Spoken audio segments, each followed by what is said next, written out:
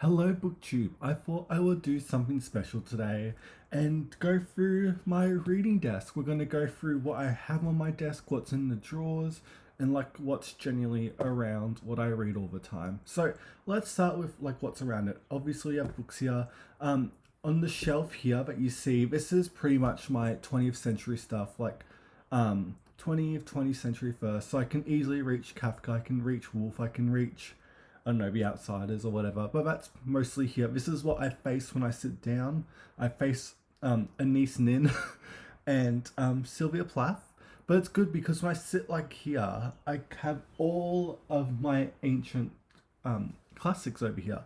So the top shelf here is the Greeks, Romans, then here is the Middle Ages and the Renaissance that you're seeing. So if I'm reading something and I want a reference, I can just literally reach back and have a look. Or if I just, I don't know, want to have a look. And it's good because I took the painstaking OCD level approach when it comes to organizing a lot of my books, but most particularly my classics, and I arranged them chronologically, so when they were first published or around the time they came out, because with the Middle Ages it can be, and before that, it could be a bit confusing and very tedious and very painstakingly long to do. But now that it's done, I just have to keep it like this and hopefully I don't misplace anything. And so pretty much I'll sit here on a chair that's literally falling apart. Like it's like an old wooden one, and literally the I can't even describe it. Like the oh my god, like the back seat rest bit starting to rip off, and you can see the foam sticking out. And I don't want to invest in a new chair yet because I'm curious to see how long it will last. And slowly it'll just rip, and one day I'll probably fall through and hit the shelves. But that's okay. We'll worry about that when it becomes an issue.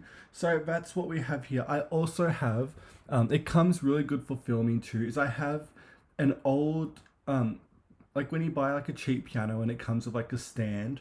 I don't play piano, I just have the stand and like a little seat you sit on, whatever. And just me, I decided I wasn't going to use it, so I folded it like up to like get rid of it. But I decided I was going to keep it, but I lost the screws, and so I keep it underneath my desk because I thought I don't want to sit on that because I'll go down and will never get up. But I use it to stack books, especially when I'm doing BookTube and I need somewhere else to sit and somewhere else to place books or whatever. So I have that. So that's pretty much what's around here in terms of what I have on my desk when I read. If you want to be an amazingly deep reader like me, this is what you've got to have. You've got to have stationery. I've got an insanely lot amount of stationery around me. I mostly stick to this one pencil case here. It's clear. It's got sticky notes. It's got pens, pencils, and that's really it. Tabs. I've always been more of a tab person, but I love to write. I just love the act of writing. I think it's so lovely and calming. I don't write that much, but I have that. And then normally I just have a stack of books that I haven't put in my shelves, or I'm reading and I just like dump it on a table or whatever. But bonus tips with your pencil cases and all that stuff. I can't be trusted with a lot of stuff like that. Like I always tip over my pencil case because I never zip it up, and stuff goes flying everywhere, and it's embarrassing, and it happens probably at least twice a week.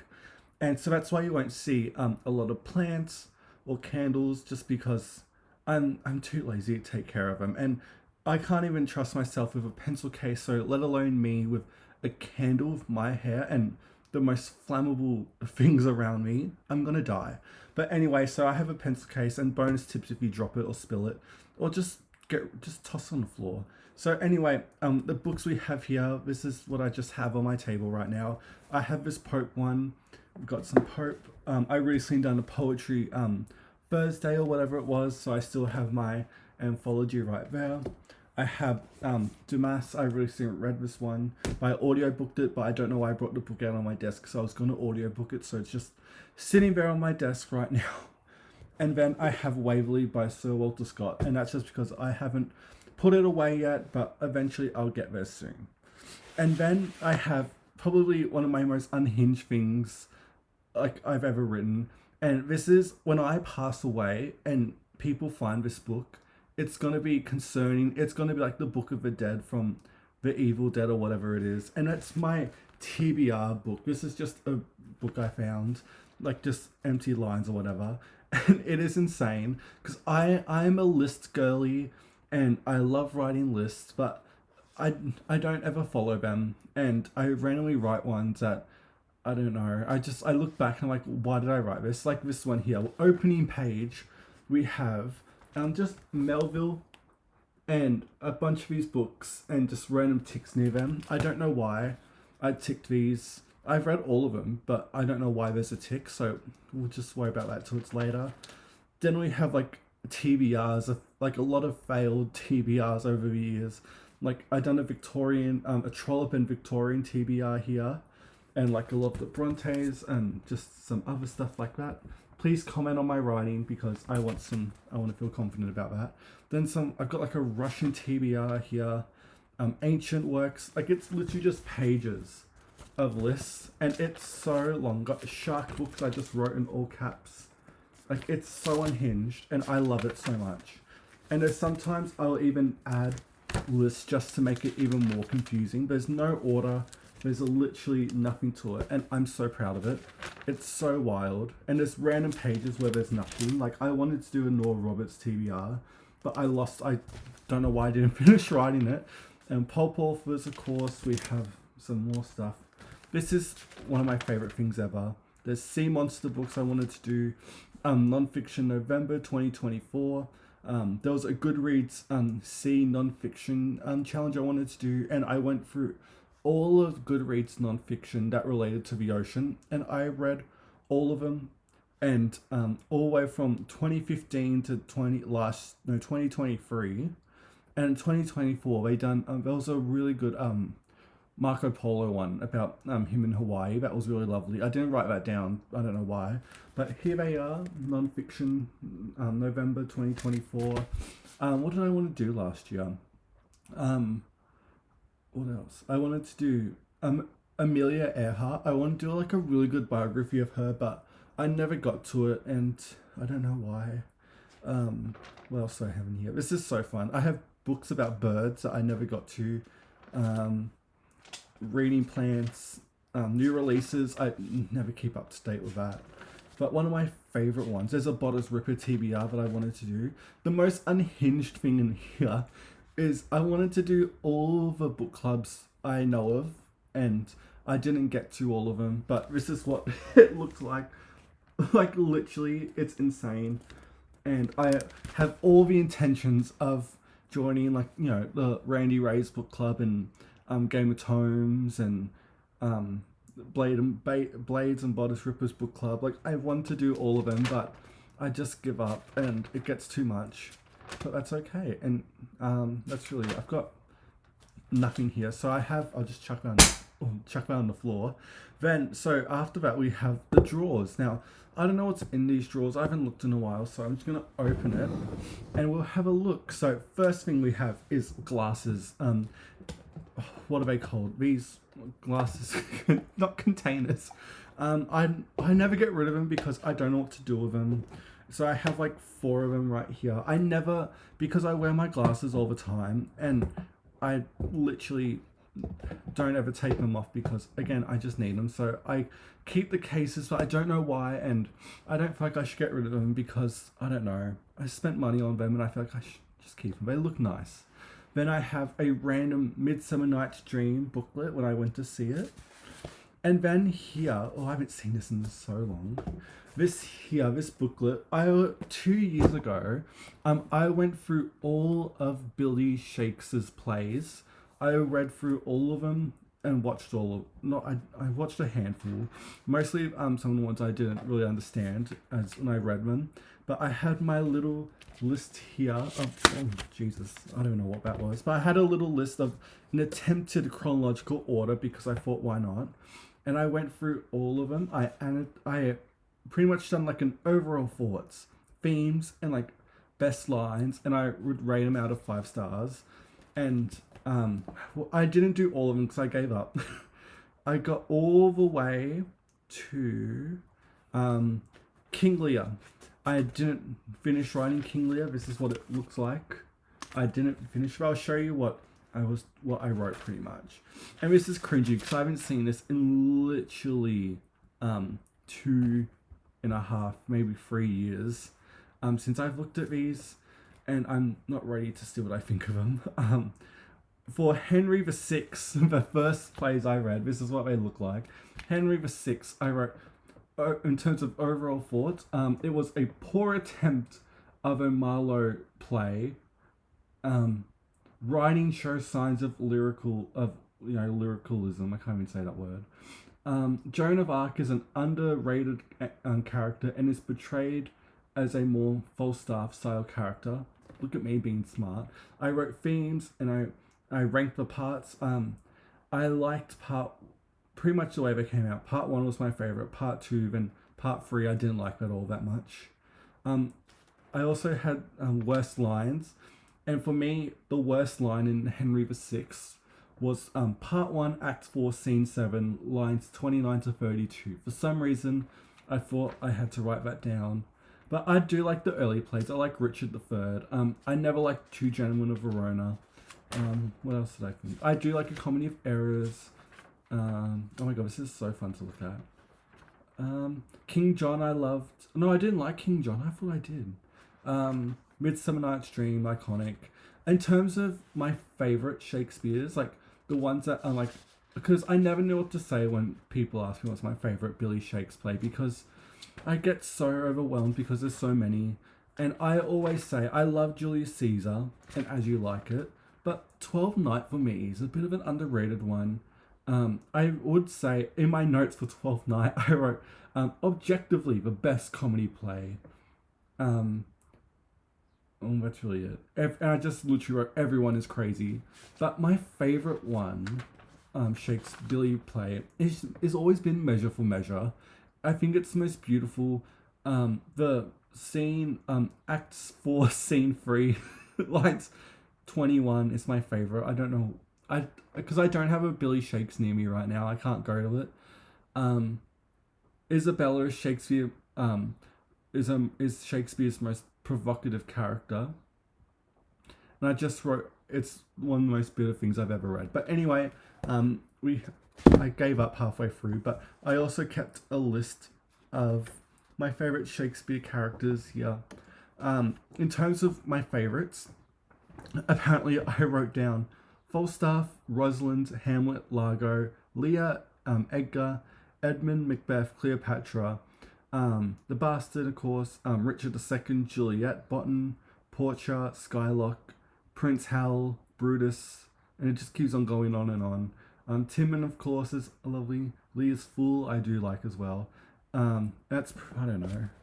When me and Josh finally go through all the Shakespeare plays next year, I'm gonna go back to it and probably have a look at it and ponder like a dude bro and think of, I don't know, and see if I can add anything to it. And then I have some scrap paper here because, I don't know. And then a couple, like month ago now, I got my wisdom teeth taken out and I still have documents about that. I don't know what to do with them. And then I have this random desktop mug warmer. I don't really drink coffee unless I'm going out.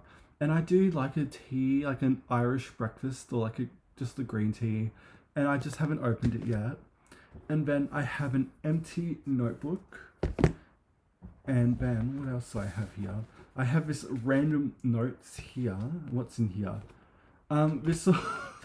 I wrote these when I was in high school. And I decided I was gonna give summaries, like 2-sentence summaries of the entire Bible. And I got all the way, it's pages long. I got all the way to Zechariah. So technically I didn't get that far, but I wanted to have like a reference for the Bible, just in terms of a go-to breakdown of all the chapters. And yeah, what did I say? Song of Solomon, a book about how amazing love and sex is. That's literally what I wrote for that one. What did I say about Ruth? I said, because Ruth is one of my favorites, Ruth is not an Israelite, but she joins God's covenant. She's the great-grandmother of the King David, ancestor of Jesus, and shows that God works through people with humble origins. So I wrote that, and that's literally all that's in that book.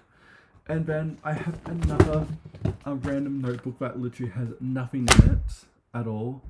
And what else do I have in here? I have a $1 note. This is many moons ago when Australia had had notes instead of coins, and so anything below $5 you can get in a coin now. But I have a $1 note, and hopefully I found it in a Georgia Hare book. So Georgia Hare providing me great stuff as always. But I hopefully it's worth much, and I can hopefully retire on it. But that's my thoughts. So I have that, and what else do I have in here? I have some random leather polish. I don't know why. And then I have these here. I have 2 pins. I have of I don't even know who's. It's just I have no idea who this is. My nan gave it to me. I don't know why. And then I have randomly next to that an elect Boy George. For those who don't know Boy George, he's still around, I think. I don't know. And so that's really all I have in my main drawer. But if we close that, then move over to my second drawer, is the most insane amount of stationery stuff you've ever seen in your life. Because I was like, what happens if I just blow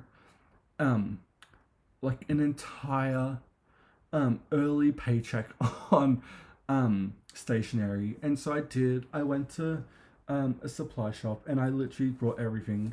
I don't know why. It was many moons ago, so I'm not financially affected by it, hopefully anymore. But before we get to that, I have 2 remotes. I know, look at me with technology, but I have a CD player remote, and I don't know why. I literally don't even use the remote. And then I have a TV remote because I have a TV in my room, but literally I don't even use it. It's literally unplugged at the wall, and I haven't turned it on. I've never turned it on, actually. I can't get rid of it, but like, I don't watch TV. So we have that. Then we have a suspicious amount of pins, not pins, of, oh my god, what are they called? I have to look at the paper clips, sorry, all in this random plastic bag. It's a bit scary and a bit ominous, but then we have another large paper clip. I don't know why I have these. Then we have more paper clips. We have, oh my god, some in here. You think I would just tip that tiny bit of paper clips into the paper clip plastic bag, but for some reason I haven't done that yet. We have some glue tack, of course. I keep glue tack because my nan gives me like random like card size photos of saints and Jesus, and I stick them onto the backside of my shelf over there, and just because I want to be like Ethel Cain aesthetic core, but it's not really working, and I don't know, I just stick them on my wall. Then I've got more tabs, of course, sticky notes, highlighters. You got, oh my god, how many highlighters do I have? I've never been a highlight person because it bleeds through a lot of pages, but I have 1, 3, 4, 5, 7 highlighters in here. If I put those back, I've got another for the whiteboard. I found it on like literally my desk a couple nights ago, and it says fish, and I thought that's pretty cool. Just pens and sticky notes, but I do have an iconic bit of memorabilia for this channel. If you watch Holy Sunday, you may notice that there is a cross behind me, and here it is. It's always in my stationery drawer for some reason, but here it is right here, and you can't see it because it's so far back on camera, but this is what it looks like up close, and it's so gorgina and pretty with the red and the blue, and I love it. And so yeah, I have that as well.